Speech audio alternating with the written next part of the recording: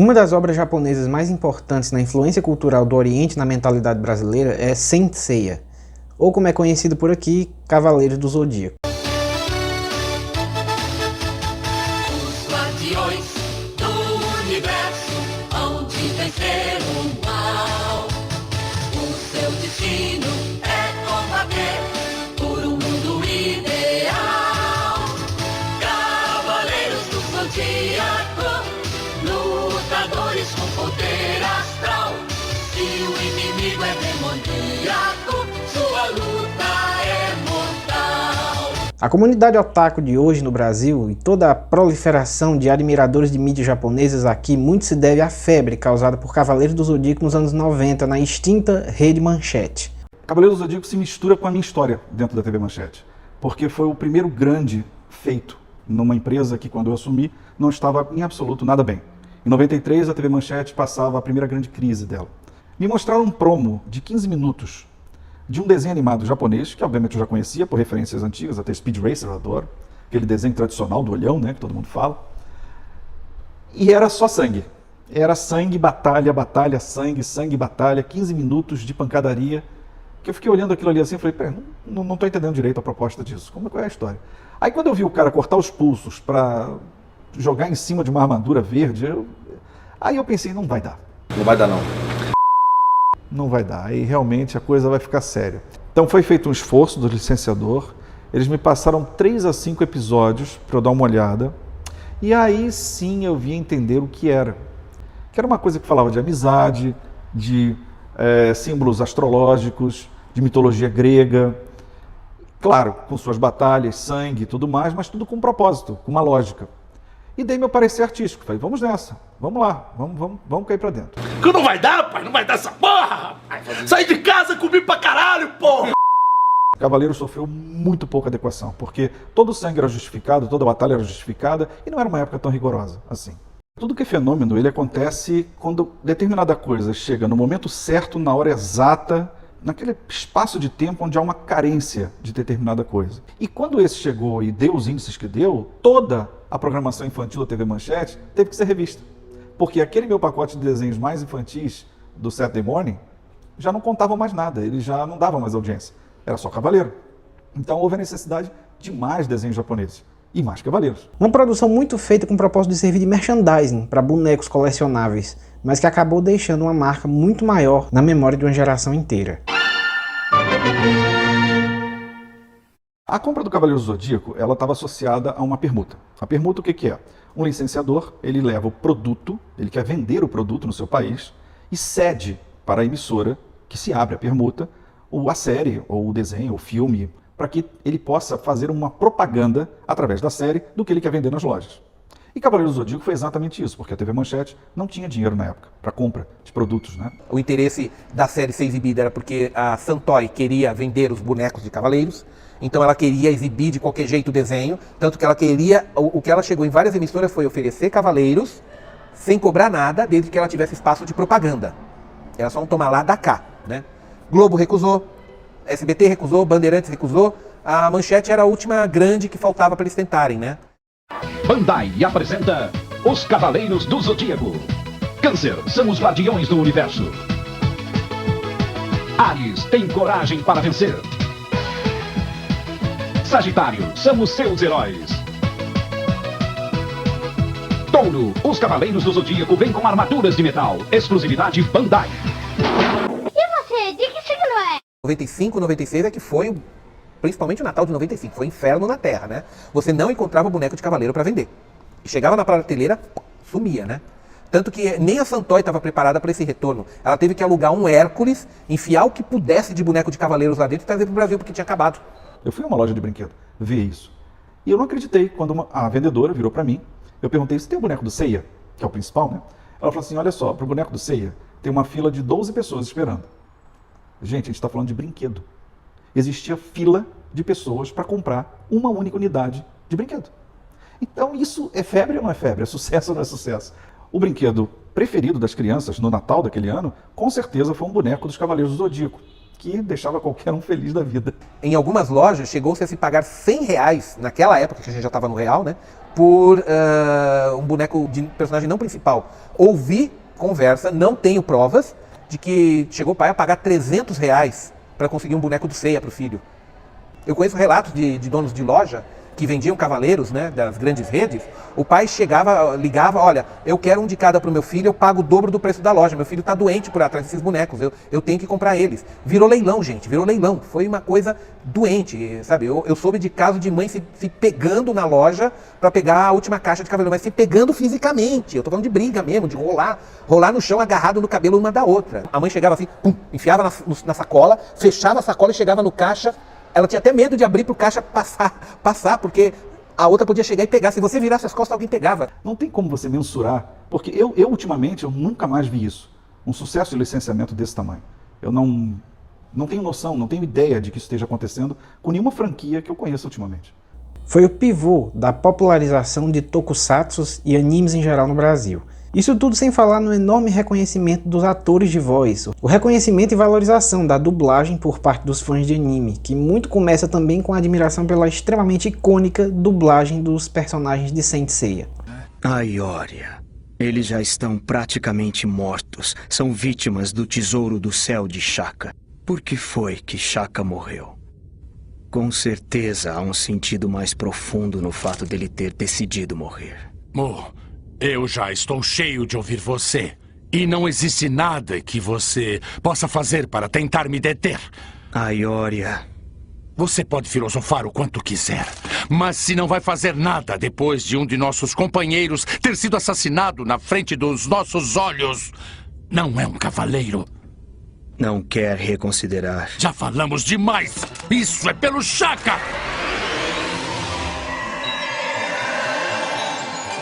Relâmpago de plasma! É fato que Cavaleiros do Zodíaco está entre as mais importantes, se não a mais importante obra japonesa na cultura brasileira. Foi algo muito significativo. O Cavaleiro do Zodíaco, ele gerou uma onda, né? Uma onda nipônica. Acabou tudo que era japonês sendo super legal. Cursos que ensinavam a desenhar mangá, isso acabou virando febre. Aumentou, esquentou as vendas do mercado, marcou, gerou uma legião de fãs enormes, álbuns de figurinha, revistas, um monte de mídias. Foi necessário o Cavaleiro chegar e esfregar na cara do empresário brasileiro de que desenho animado japonês era um negócio que dava dinheiro. A febre foi tão grande que de tempos em tempos era requentada pela mídia. Após o fim da Rede Manchete, os direitos de exibição do anime clássico foram para a Band, onde repetiram o sucesso, com uma segunda geração da qual eu fiz parte. Peguei essa segunda fase da febre, tive os bonequinhos, os Cloth Myths, na versão daqueles da época lá.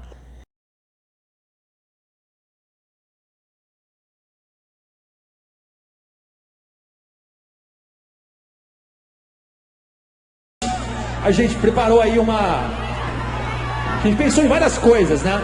Pra gente fazer uma homenagem ao heavy metal aí. E a gente chegou à conclusão. Chegamos à conclusão. Que Senseiya, pô. Tá louco, bicho. Senseiya, pô.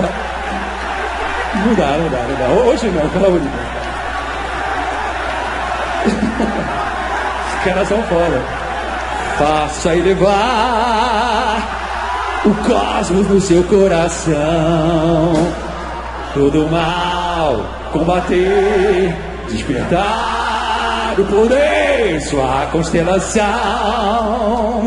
sempre irá lhe proteger, supera a dor e dá força. É isso aí, obrigado, valeu! Vocês são foda, tá doido, bicho. É eterno, né? Cavaleiros Eterno é foda, não tem jeito não.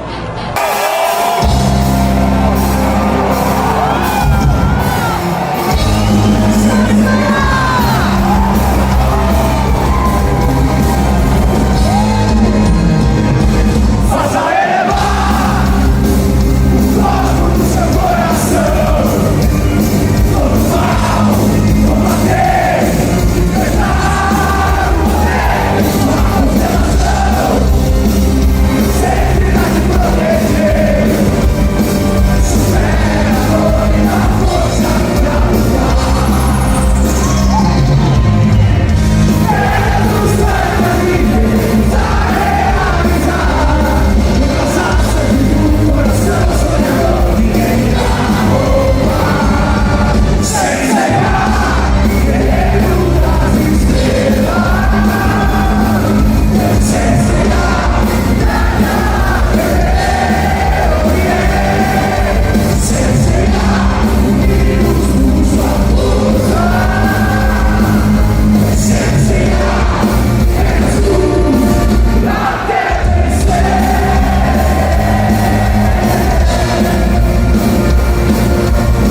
Entretanto, esse alvoroço todo hoje não passa de memórias. Apesar de tanto sucesso no passado, há um consenso notável entre os fãs de CDZ que a obra está perdida no tempo. Todo o grande alvoroço que se vê em nome dessa franquia hoje é numa ode nostálgica ao passado, e nunca por novos lançamentos. Vejo dizerem que a obra não evolui, não avança, e muito se fala sobre não surgirem fãs novos para a franquia. Todo fã de Cavaleiro do Zodíaco hoje já está beirando os 40 anos de idade. E de fato, Cavaleiro do Zodíaco não recebe novas produções de relevância popular há muito tempo. O filme live action, que é a produção mais recente feita de Saint Seiya, me confirmou duas coisas. A primeira é que realmente não existe material de alta qualidade sendo criado hoje em dia sobre a franquia. A gente vê pelo filme que foi declaradamente uma produção de baixo orçamento, feita sem qualquer esmero. E a segunda coisa que se confirma é que a franquia dispõe de uma fanbase completamente envelhecida e que não se renova. Na sessão que eu assisti o live action no cinema não tinha uma criança sequer. Haviam apenas umas, 15 pessoas na sessão e boa parte já tinha até cabelo branco. Eu acredito que o mais jovem ali era meu irmão menor, que já tinha quase 20 anos na estreia do filme. E eu não considero que o filme live action foi essa atrocidade toda que dizem. Eu vi gente arrancando os cabelos dizendo que o filme era a maior aberração do mundo e eu acho que esse pessoal é muito emocionado. Foi pro filme com expectativa irreal, porque nem de longe que esse filme chega no nível, Death Note da Netflix de ruindade. Eu fui ver ele bem ciente de que era algo de baixo orçamento, sem muito compromisso com o cânone. Pra mim foi bem ok. Um filme mediano, nota 5,5, nada demais. Mas a repercussão negativa dele me motivou a comentar sobre o que está acontecendo com Cavaleiro do Zodíaco. Por que que uma obra que já foi um fenômeno um dia, hoje vive no ostracismo, sobrevivendo de produções de baixo orçamento feitas para fãs idosos? Claro que a resposta para essa questão não é algo simples, envolve um monte de fatores e eu vou precisar me debruçar sobre o tema para chegar a uma conclusão. Por isso, como você viu no título, este vídeo é a parte 1 de uma série. A gente vai precisar de uma trilogia de vídeos para esmiuçar a questão. Esse primeiro vídeo com certeza é o mais importante dos três, porque ele justificará os outros dois a seguir. Nesse primeiro vídeo vamos entender o que tem em Cavaleiro do Zodíaco que fez a obra ser ovacionada a priori. Vamos tratar dos seus valores, mensagem e ver primeiro o que ela tem de bom, para aí entendermos por que precisamos discutir os problemas da obra. Na trilogia sobre Saint Seiya eu vou dividir da seguinte forma. No primeiro vídeo eu vou analisar o conteúdo e mensagem que a obra de CDZ nos traz. No segundo vídeo vamos passar pelos problemas dos bastidores e discutir a polêmica sobre as supostas incompetências do autor. E no terceiro vamos tratar daquela produção que muitos dizem ser a salvação da franquia, a melhor coisa já feita da franquia, só que não. Vamos lá, nesse primeiro vídeo vamos começar analisando o que Cavaleiro do Zodíaco nos apresenta. Que conceitos a história carrega, sobre o que era essa obra. Tirando o dado óbvio de que se trata de um shonen tradicional dos anos 80, bonequinho dando porrada, a verdade é que muita gente não sabe do que realmente se trata Cavaleiro do Zodíaco. Não sabe ou nunca prestará atenção. Vão provavelmente dizer que é sobre mitologia grega, sobre lutadores de armadura soltando poderzinho. O que não estaria exatamente errado, mas tudo isso é muito mais cenário do que realmente o assunto. Bem se vê que os personagens oriundos da mitologia grega dentro de Saint Seiya, eles têm outra personalidade, outros desenvolvimentos. A principal entidade grega é Zeus e ele nem aparece em Saint Seiya, ou pelo menos não apareceu até o dia de hoje. Dentro de Cavaleiro do Zodíaco, a entidade principal é Atena. E ela passa longe da personalidade que tem na mitologia grega. A Atena do mito grego tem sérias deficiências de caráter e já fez coisas terríveis lá.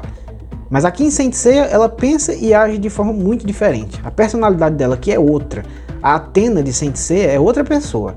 No universo de Saint Seiya, que tem tantas divindades, Atena parece ser a mais forte de todas. É meio esquisito falar isso, né, pra quem assistiu o anime e viu que ela passa a maior parte do tempo sendo resgatada, mas parando para analisar certas nuances da história, a gente vai chegar à conclusão que, na verdade, ironicamente, ela parece ser a entidade mais forte do enredo ali. Para começar, ela passa eras sendo detentora do controle da Terra, mesmo com tantos outros deuses tentando tomar esse controle dela, e eles não conseguem.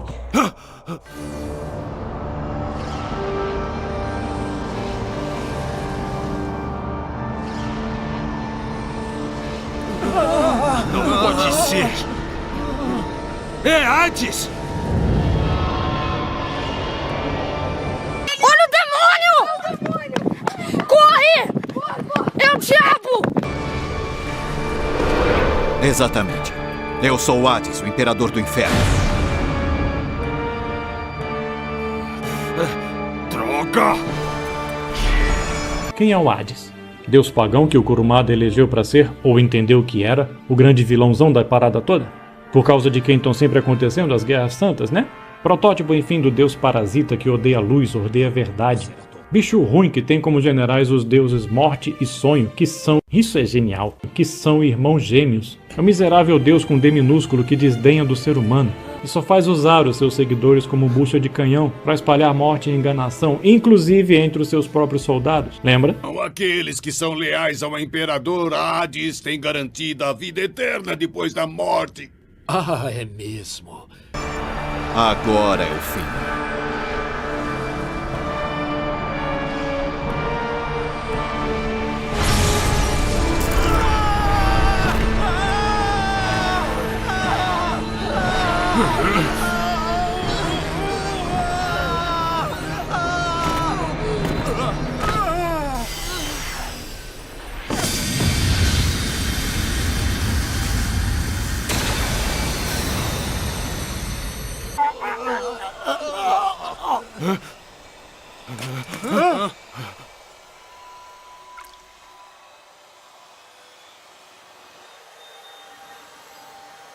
Não vemos outros deuses subjugando o poder de Atena, mas nós vemos eles sendo subjugados pelo poder dela, através dos selamentos. Ela praticamente deixa os outros deuses enjaulados como cachorros durante séculos, quando enfim eles conseguem se soltar e vão com seus exércitos, com tudo para cima dela, em busca de se vingar e tomar o controle da Terra para si, gerando aí as tais guerras santas, que aconteceram várias. Esses deuses fazem tudo isso somente para terminarem enjaulados, feito cachorro de novo pelo poder de Atena.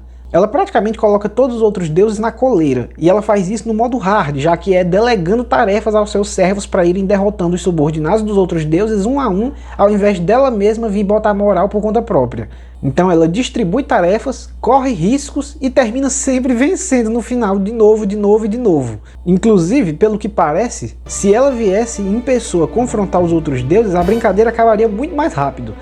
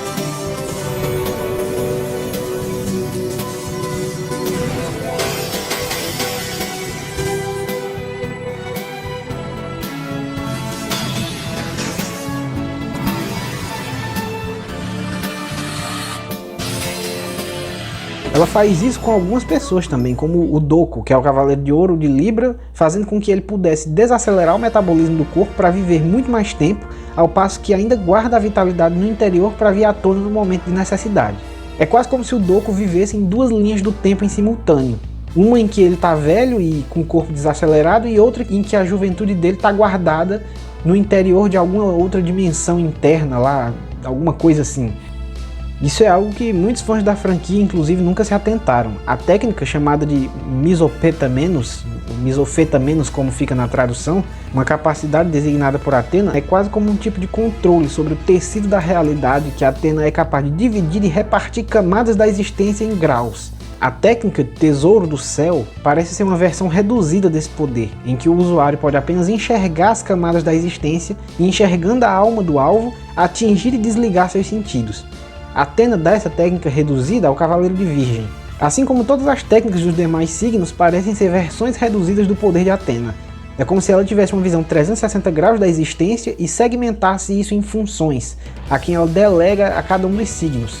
Ela deu ao signo de Virgem o domínio sobre o mundo espiritual, ao signo de Gêmeos o domínio sobre a física e o espaço-tempo, ao signo de Aquário o controle da movimentação dos átomos, o domínio sobre a temperatura, ao signo de Peixes o domínio sobre a química e as substâncias. O Cavaleiro de Peixes tem uma técnica que simplesmente extrai todo o sangue do corpo de um indivíduo num único movimento. Ao signo de Libra, ela deu autoridade sobre os armamentos. Ele tem um arsenal particular que é dito ter capacidade de destruir estrelas e que pode vir a ser dividido entre os demais do exército dela, caso necessário. Para o signo de Câncer, ela deu domínio sobre a vida e a morte. O Cavaleiro de Câncer serve a Atena como um fiscal do mundo dos mortos, por isso ele transita entre o plano de existência natural e o plano do Sekshik, que é a passagem do mundo dos mortos. É como se para cada aspecto da existência ela tivesse um fiscal para monitorar, porque na verdade ela governa toda a existência. Atena quase beira a onipotência se parar para analisar. E ainda assim, para alguém que praticamente monopoliza toda a realidade, ela não se manifesta como uma ditadora e nem autoritária. Ela até tem uma forma divina, suprema e superpoderosa, da qual ela abre mão e decide aparecer no mundo como uma humana frágil e vulnerável, para ensinar compaixão às pessoas. Será que isso tudo soa familiar? Um Deus que se encarnou no meio de nós, sentiu nossas dores, se compadece de nós e está sempre nos chamando a travar guerra contra a morte. Ah, não pode ser. Ah não, pera, é Atena, vamos falar de... Atena. Sim, a gente sabe que existe todo um sincretismo no qual muitas religiões e mitos são aludidos em Cavaleiros do Zodíaco. Há referências nórdicas, egípcias, hindus e muitas outras. Mas essas referências em geral são meros detalhes e enfeites, composição de cenário.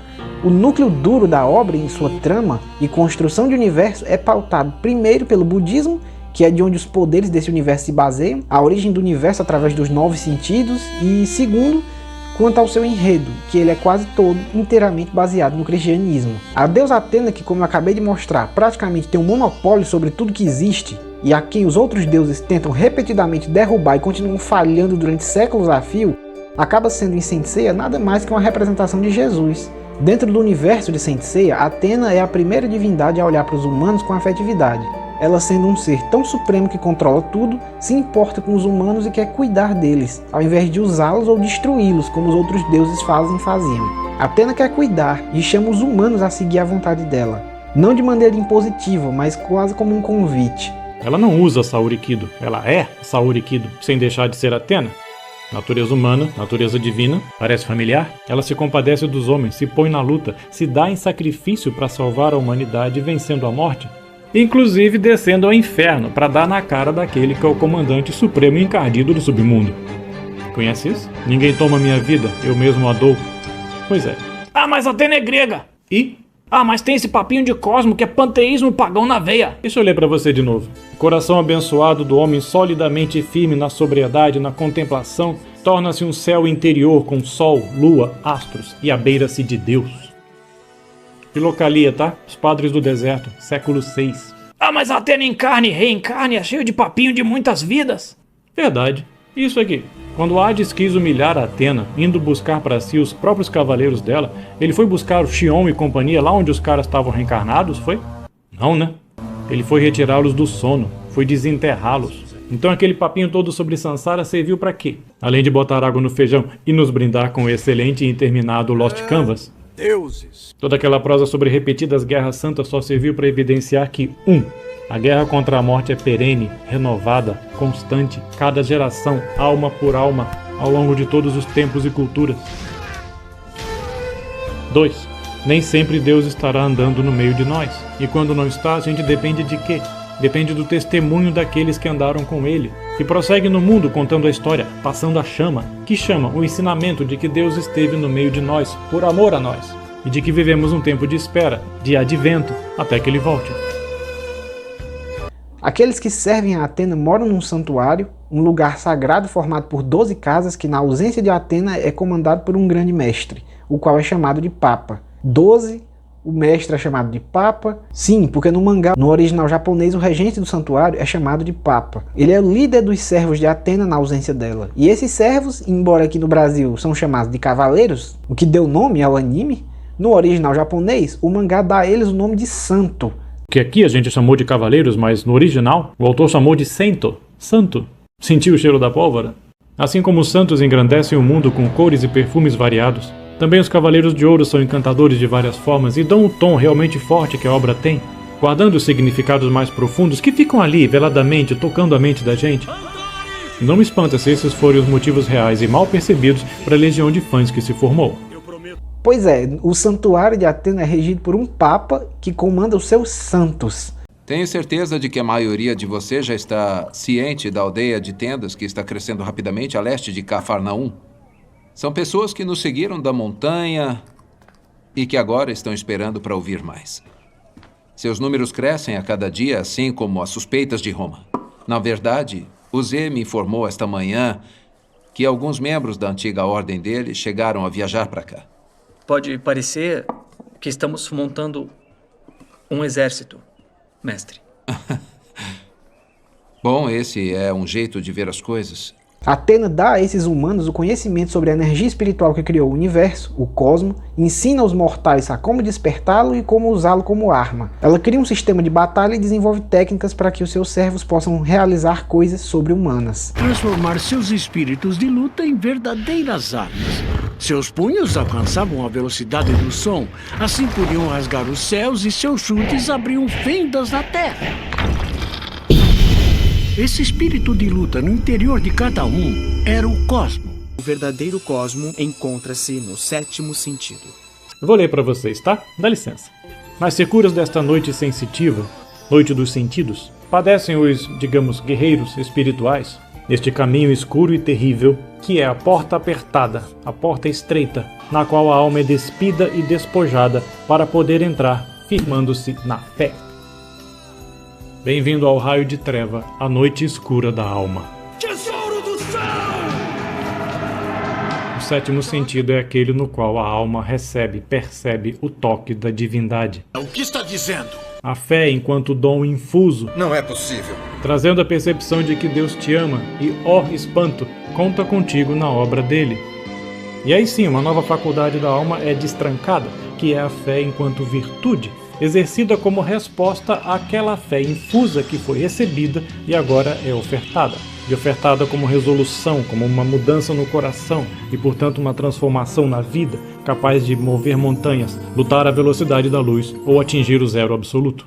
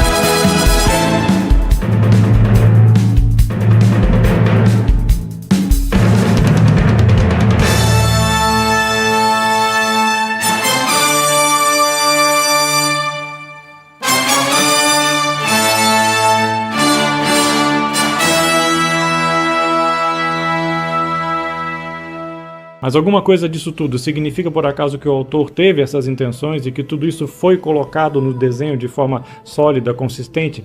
Não. Não quer dizer que o autor acredite em qualquer dessas coisas. Mesmo os lampejos geniais que se pode enxergar na obra dele, pode ser que ele mesmo não perceba, não sinta, não viva, não se permita tocar por nada disso. Seria triste. Masami Kurumada fez 50 anos de carreira. Eu não sei da vida dele. Eu sei que a gente toca a sabedoria e resvala e se afasta. E até cavaleiros de ouro se confundem, se perdem. Que Papai do Céu então o ilumine e conduza, e que ele possa contar também com as tuas orações e as minhas, para que ele não parta desse mundo sem enxergar a beleza cujas sementes ele mesmo plantou nesses personagens tão cheios de sentidos ocultos. E assim, quem sabe ele, junto com todos nós, possamos um dia alcançar o aconchego e a alegria naquele colo maternal que trouxe ao mundo a presença real da divindade. Perdão. O arco mais famoso da obra ainda hoje é a subida das 12 casas. Nessa história, um dos cavaleiros, ou melhor, como no original, um santo de ouro, Foi amaldiçoado, quando era criança, a ser atormentado por um demônio chamado Lemur, o qual possui o corpo desse santo, desse cavaleiro, e o leva a fazer atrocidades. Ele assassina o Papa, que é o nome original do Grande Mestre, e se faz passar por ele, enganando todo mundo e dando ordens malignas. Esse cavaleiro sofre com a culpa de mandar torturar e matar pessoas inocentes, sendo controlado por esse demônio Lemur, que o faz inclusive tentar matar a própria Athena quando ela renasce. Senhor Ares, o que está fazendo? O senhor está louco? Aioros, saia do caminho!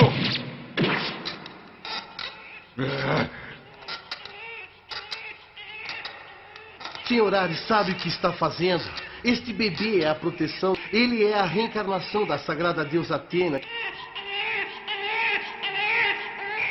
Aioros, eu já disse para não interferir!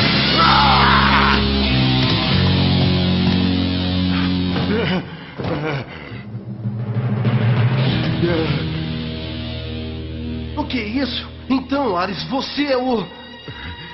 Então você me reconheceu? Não vai viver! Não pode viver!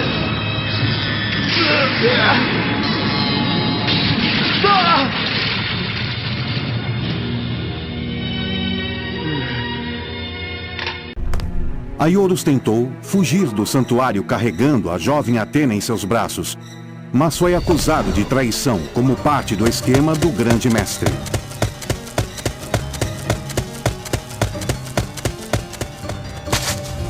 Mesmo que eu tenha sido taxado injustamente de traidor e tenha sido banido por isso, fui capaz de ter salvado Atena.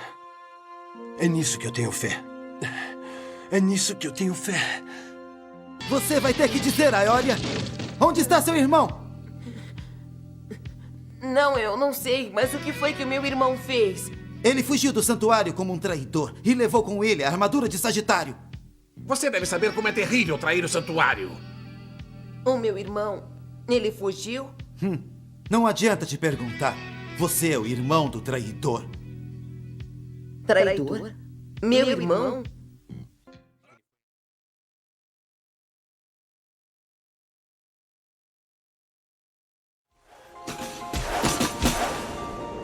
Irmão, o que está acontecendo?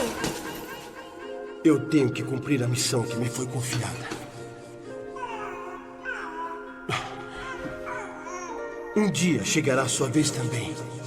E vai chegar a hora que terá que sacrificar a sua alma para completar a sua missão. Naquele momento eu tomei minha decisão. Missão ou não, eu não tinha como mudar a dura realidade. Eu estava tirando a vida do irmão daquele garoto que ali estava. Eu sabia que uma hora teria que dar a minha própria vida por ele, para pagar pelos pecados que cometi. Espere! Traidor!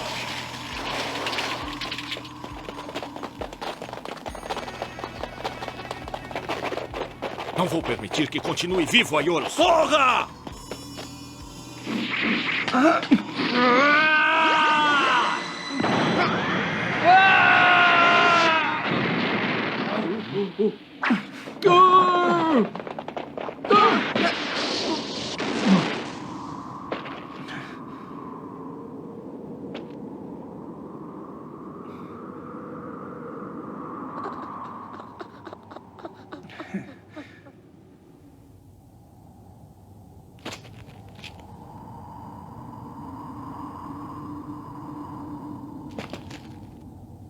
Aioros, espere! Shura! É você! Você é tolo demais achando que vai poder escapar daqui do santuário. Me escute, Shura! Sinto vergonha de você. É tarde para se desculpar. Só existe um meio de pagar pela rebeldia contra o santuário, ou melhor, contra a Atena. A morte. Eu posso te explicar. Morra como um homem. Permitirei que morra pela minha espada sagrada, Excalibur.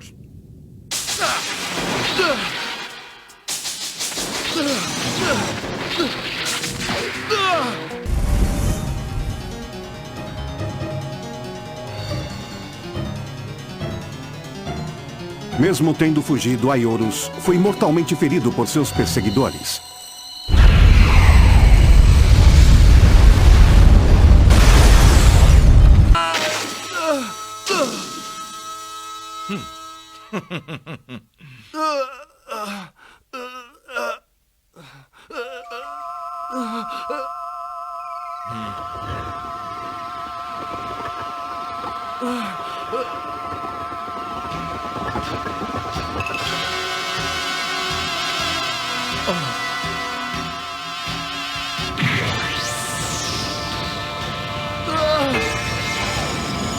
Como?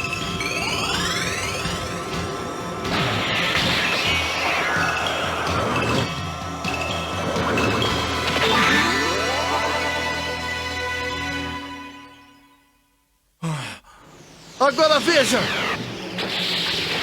Trovão atômico!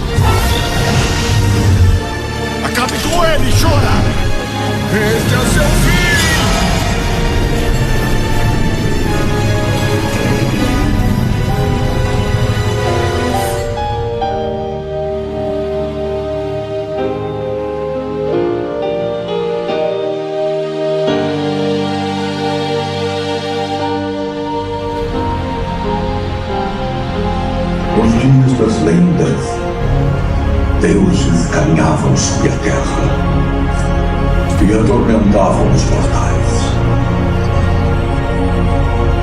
Atena, a deusa da guerra e da sabedoria, tinha o poder para destruir a humanidade, mas escolheu nos proteger.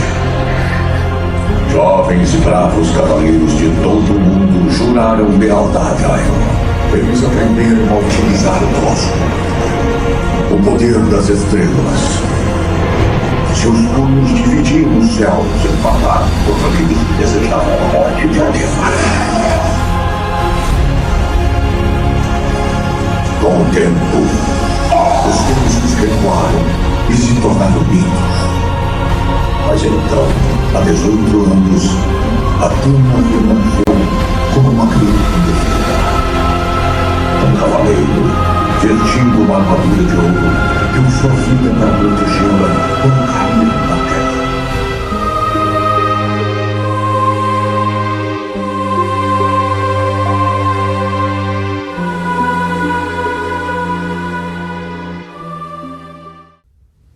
Cordilheira do Himalaia.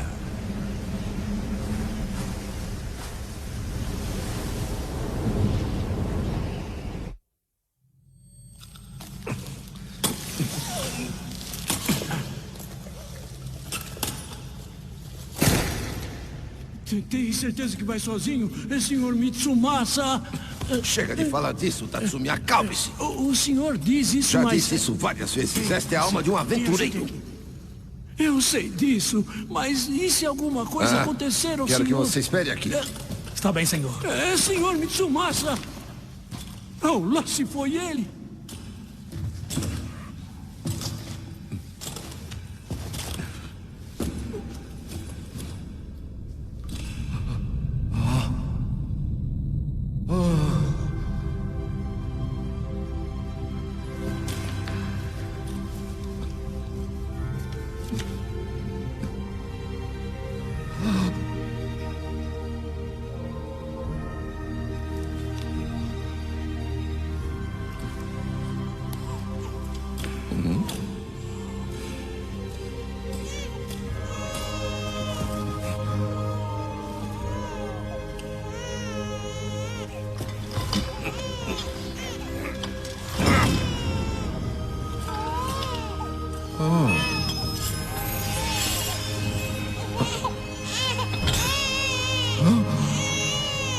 O que você faz aqui?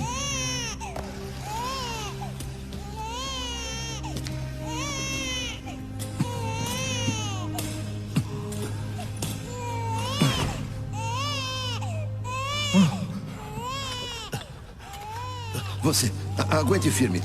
Alô? Alô, Tatsumi? Consegue me ouvir? Tatsumi?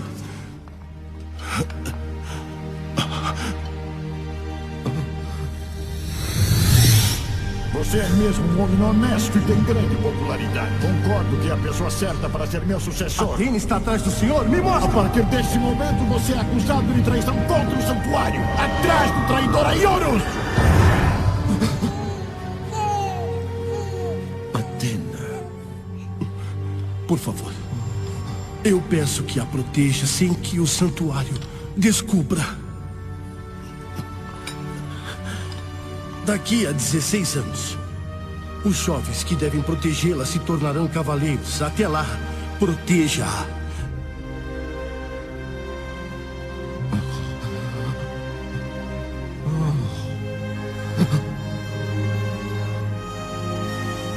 Sagitário.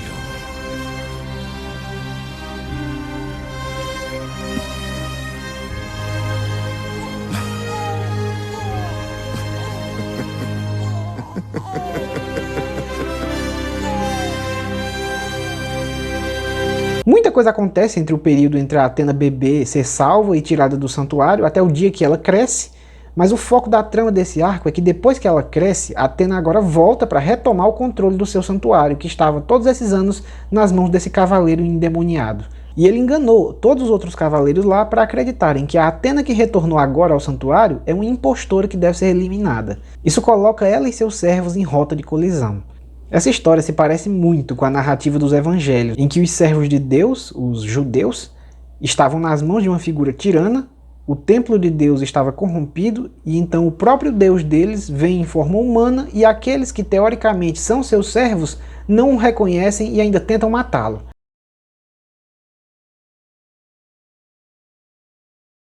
Esse bebê que cresceu sob o nome de Saori Kido afirma ser Athena e ousa vir em direção a este santuário com um grupo de cavaleiros de bronze que se voltaram contra nós. Athena é a encarnação da deusa.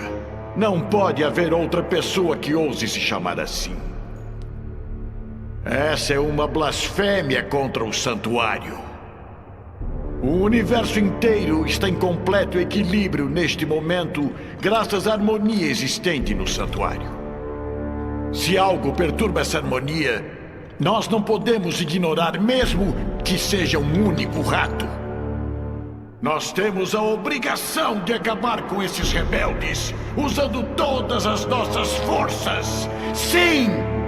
Pela harmonia e pela paz em todo o universo!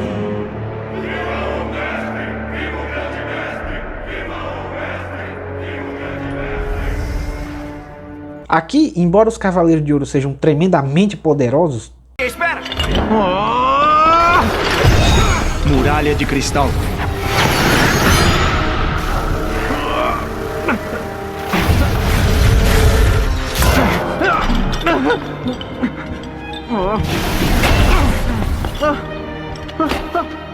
Tira isso daqui! Todo o poder deles veio dela. Atena certamente poderia muito bem se impor, manifestar sua forma divina e derrubar todos eles facilmente.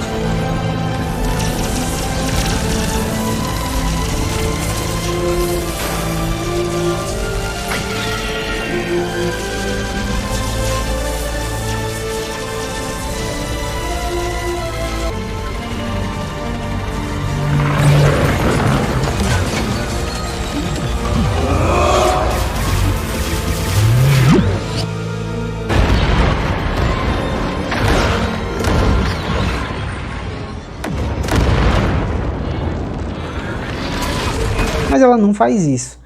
Ela vem com toda a humildade, em forma humana frágil, apenas para conversar. Vejo que a Ioria tinha razão. Realmente você não é uma rebelde, como dizem. Peço desculpas pela falta de cortesia durante todos esses anos. Atena.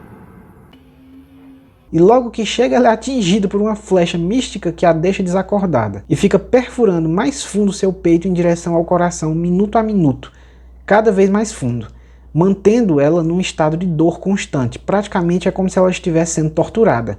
E depois de 12 horas de agonia e sofrimento, a flecha que a tortura terminará de perfurar seu coração e a matará. Com isso, os poucos cavaleiros que estavam do lado dela, que eram os meros novatos e praticamente crianças, se comparados aos Cavaleiros de Ouro, essas crianças decidem invadir o santuário e enfrentar os dourados que lá estão irredutíveis, acreditando na mentira que o grande mestre endemoniado contou.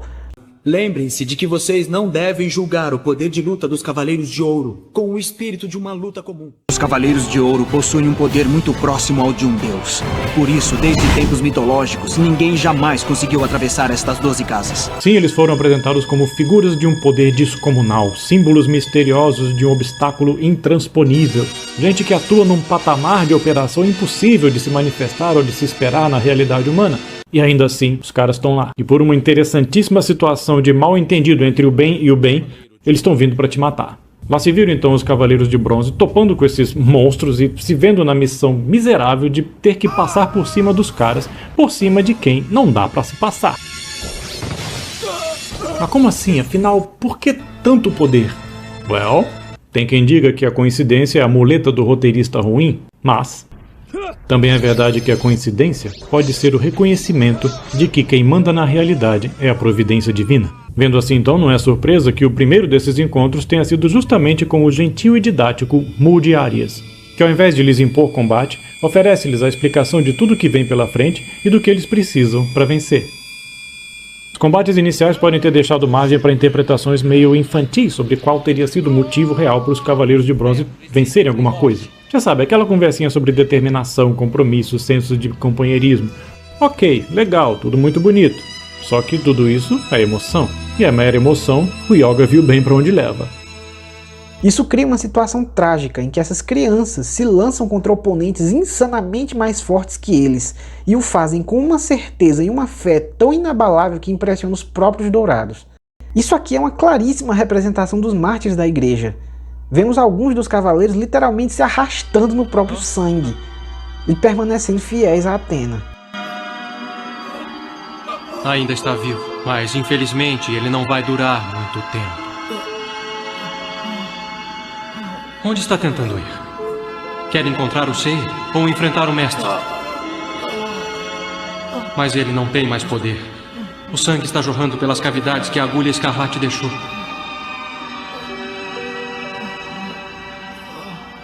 Yoga, como é possível que você ainda tente seguir nesse estado?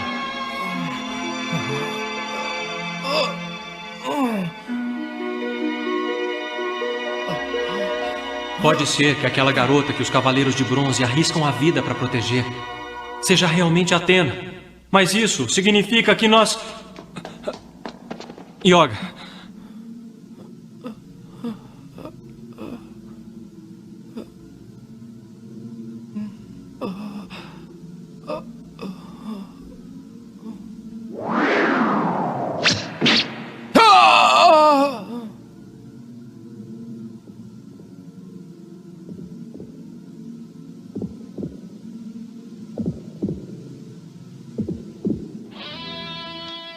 Está consciente, Yoga? Eu acabo de atingir um ponto que vai deter a sua hemorragia. O sangue vai parar e você vai recobrar os seus sentidos outra vez.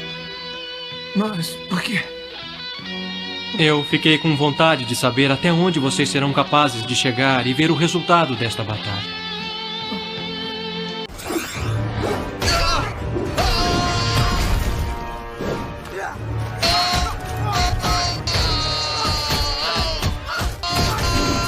Os Cavaleiros de Bronze continuam desafiando esses oponentes que são muito mais poderosos, repetidamente partindo para cima, mesmo sabendo que vão apanhar até morrer.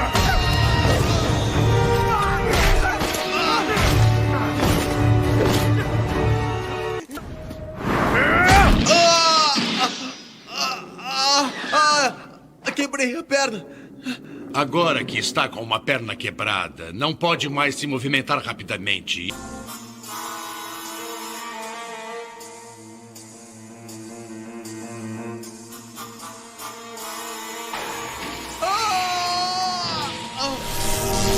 Relâmpago de plasma!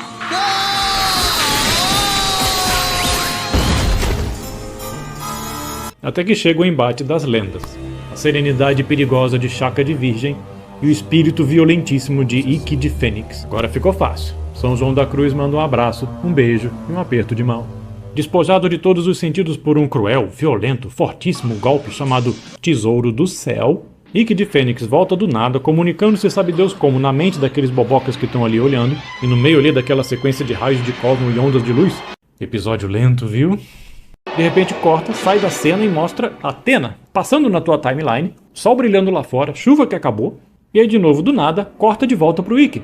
E o cosmo e os raios e a prosa dele voltando do nada para um abraço fatal que carrega pro Beleléu aquele que era dito o homem mais próximo de Deus, o poderoso e invencível Shaka de Virgem.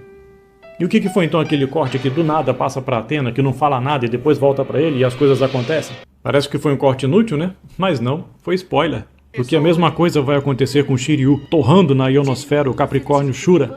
O mesmo também com o Yoga inconsciente e sustentando queda de braço contra o Aquário Camus.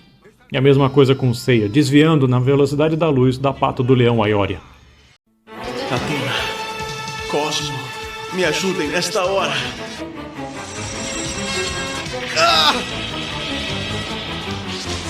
Só desta vez, permita que meu cosmo se eleve tão alto quanto o de Aioria.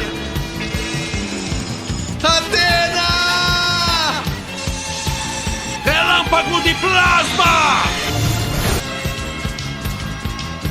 Mostre-me a sua luz só mais uma vez. Eu posso vê-lo.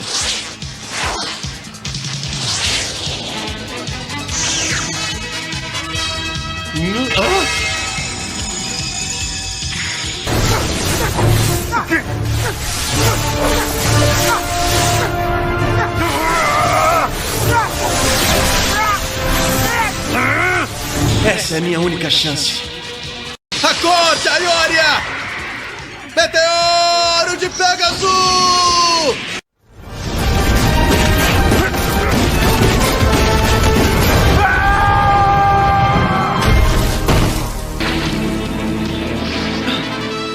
Eu consegui! Athena chamando. Yoga, acorde!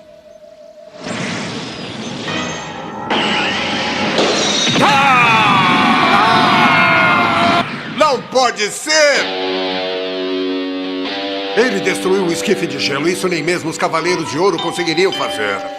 Que diabos aconteceu? Não pode esmagar o esquife de gelo, a não ser que ele consiga fazer com que a temperatura do ar fique mais baixa do que a do caixão. Tão baixa quanto 273 graus centígrados abaixo de zero. Esse é o zero absoluto. Não pode ser. Yoga pode ter inconscientemente... Não é possível. As suas duas pernas estão congeladas e o resto de seu corpo está prestes a congelar. Como é que pode ter tanta energia? Eu não entendo.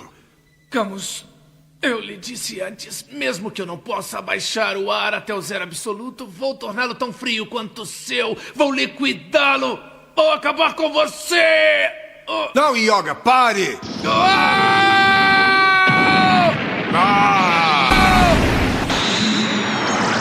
está acontecendo aqui? O ar frio está paralisado entre mim e Yoga. Como isso é possível? Será que Yoga emitiu um ar tão frio quanto o meu? Impressionante, Yoga. Estou orgulhoso de você por tornar o ar tão frio quanto o meu. No entanto, eu lamento que você não possa me vencer. Assim como a água congela a 0 graus centígrados e o álcool congela a 114,5 graus abaixo de zero, as armaduras congelam a uma certa temperatura. A armadura de bronze congela a menos de 150 graus centígrados. Mas para congelar a armadura de ouro, você precisa baixar até 273 graus abaixo de zero. Em outras palavras, você precisa fazer baixar a temperatura até o zero absoluto. Entendeu, Yoga? Enquanto eu estiver usando a armadura de ouro, você jamais poderá me vencer, por mais que tente. Ele está inconsciente. Mas ainda assim mantém o ar tão frio quanto o meu. O ar frio está avançando até Yoga. Yoga, uma vez você já saiu daquele esquife de gelo e voltou à vida. Você não pode morrer assim, Yoga. A sala do mestre ainda está longe. Se salve, Yoga. Nós juramos chegar juntos até a sala do mestre. O seu destino é esse. Adeus! Yoga, acorde.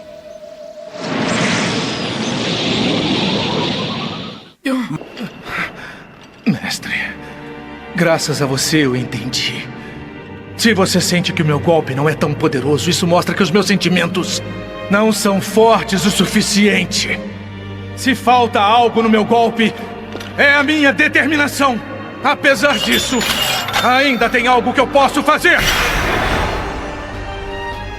Para alguém imaturo como você, não há nada que possa fazer.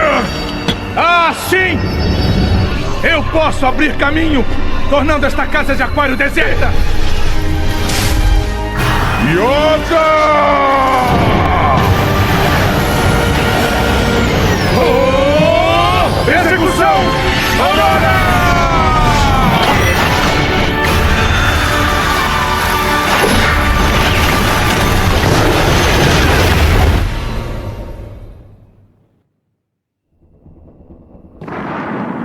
Seiya!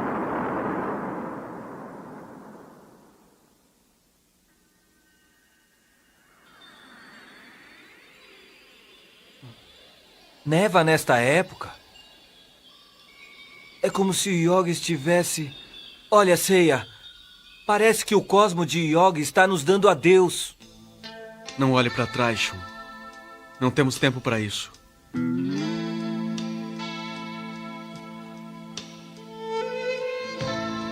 Uma das cenas que eu mais gosto nesse arco é quando o Shiryu está preso no Sekishiki, que é uma dimensão espiritual de limiar entre o mundo dos mortos e a Terra, e o Shiryu se distrai e vai rumo ao buraco do Iomotsu, o Iomotsu Hirasaka, que é basicamente o buraco que leva ao inferno. E então acontece isso. Yoga!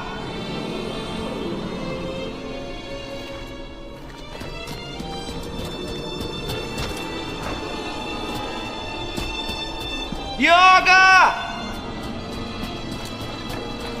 Não. Você não deve ir. Saori, você?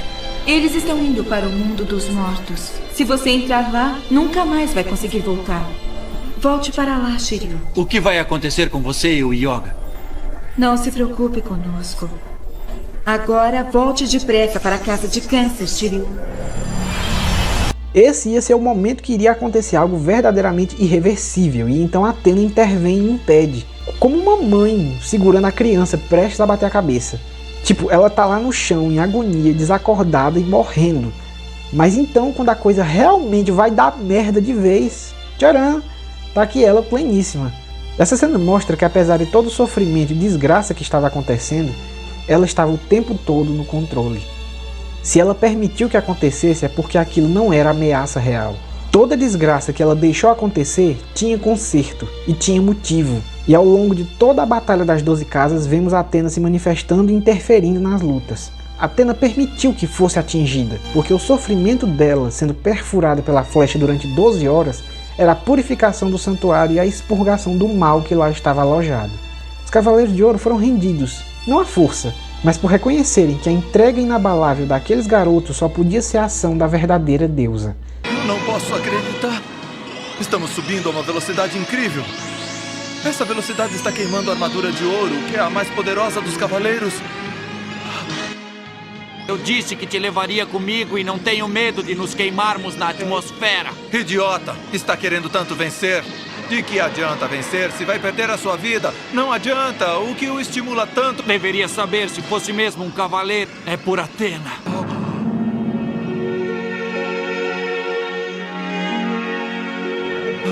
Aquele bebê...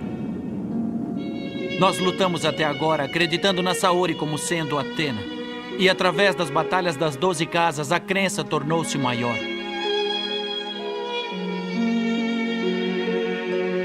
Shiryu, você não deve morrer. Ah, o que, Saori? Shiryu, você lembra? Shiryu, você disse que você e os outros voltariam comigo, independente do que acontecesse. Ah, por favor, me perdoe, eu fiz o melhor que pude. Estou certo que Seiya e os outros vão salvá-la, mesmo que eu morra. Shiryu. Este é o cosmo de Athena, na qual Shiryu acredita. É o mesmo cosmo que eu senti bem fraco daquela vez. Achei que não tinha matado o bebê por piedade, mas eu estava enganado.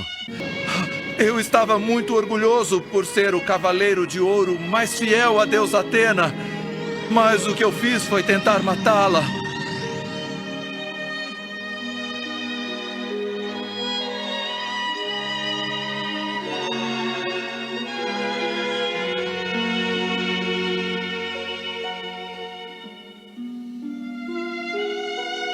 Eu cometi um erro imperdoável.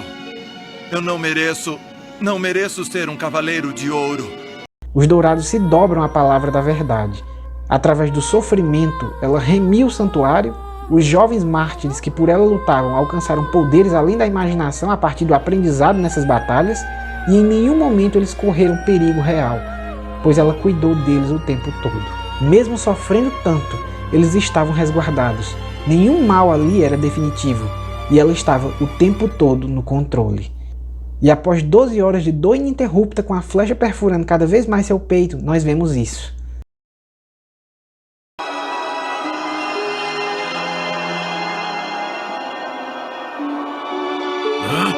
O que está havendo? O que é isso?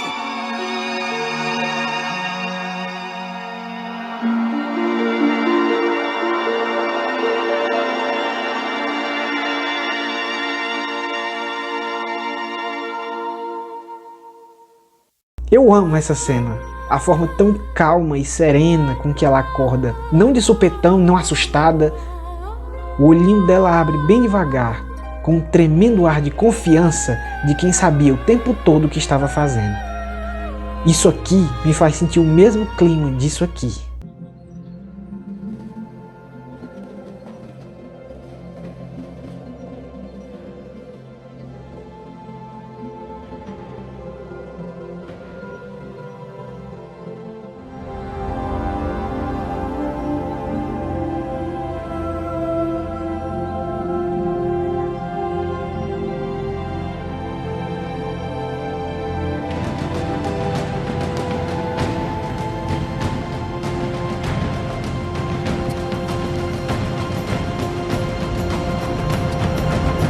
Agora juntemo-nos a Athena o mais rápido possível.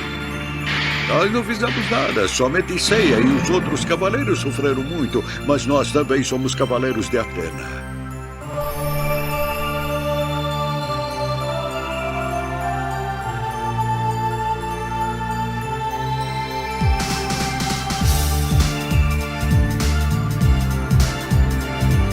Athena foi salva! Viva!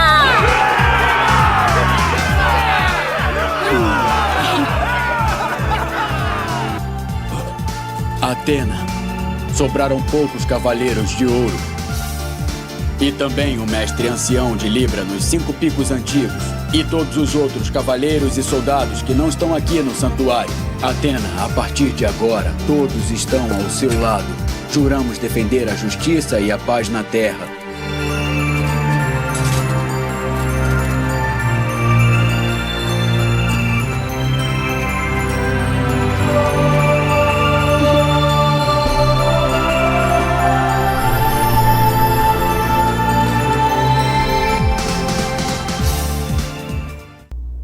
Batalha das 12 Casas é cristianismo puro.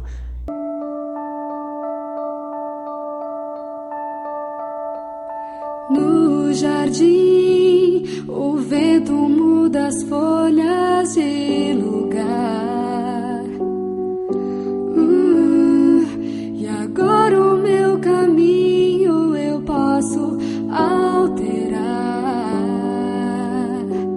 Se você vem comigo num pequeno instante, posso ser feliz, lembrar os sentimentos que eu já esqueci.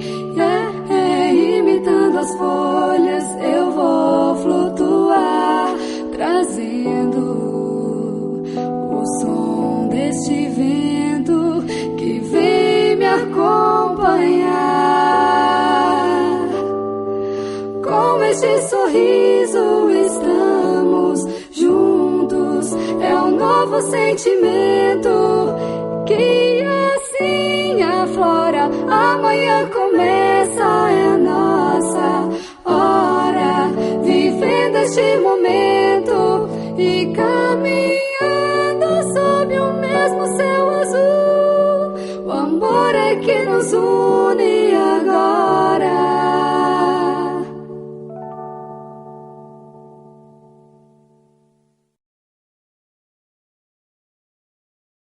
E não é a única vez que o enredo de Saint Seiya remonta diretamente ao cristianismo. Surpresa zero então que lá pelas tantas apareça, nas profundezas do inferno, um muro intransponível que parece o último lugar de desespero onde vai terminar uma jornada feita em vão, mas que é enfrentado e destruído, não por um único sujeito que dialoga com a sua própria alma dada em sacrifício, aquilo foi bonito, mas destruído pela reunião dos Cavaleiros de Ouro, pela comunhão dos santos, cujas armaduras estão cheias da luz do sol que passa por elas, preenchendo-as com luz e força contra as trevas do desespero. E não um número qualquer, mas 12 cavaleiros que representam as 12 casas, os 12 pilares daquele santuário, cujo palácio final, onde reside a divindade, é precedido por uma antessala preenchida por rosas místicas. Fora que os 12 cavaleiros são de várias partes do mundo, representando, é claro, a universalidade da missão, do chamado e do ensinamento. Rachada então a muralha de lamentações lá no fundo do inferno, o que é que surge? Surge o caminho para o paraíso? E você só progride nele graças ao sangue de Cristo, o sangue de Atena, graças ao sangue do divino que fortalece a tua armadura, justifica a tua fé, dando o penhor daquele que, sendo divino, se fez homem, para divinizar a tua humanidade. Isso tudo mostra o quanto Saint Seiya é uma obra de mensagem sublime, com um conteúdo reflexivo e muito belo. Eu acredito que a forma com que esses simbolismos são trabalhados aqui, mesmo quem não tem afinidade religiosa nenhuma, é difícil não se emocionar enquanto assistir o anime. Eu decidi começar a trilogia de vídeos analisando esse aspecto da franquia exatamente para deixar claro o quanto eu respeito e reverencio a importância dela para a cultura. E que não me acusem de ser hater da obra quando lá na frente eu for expor os pontos negativos dela.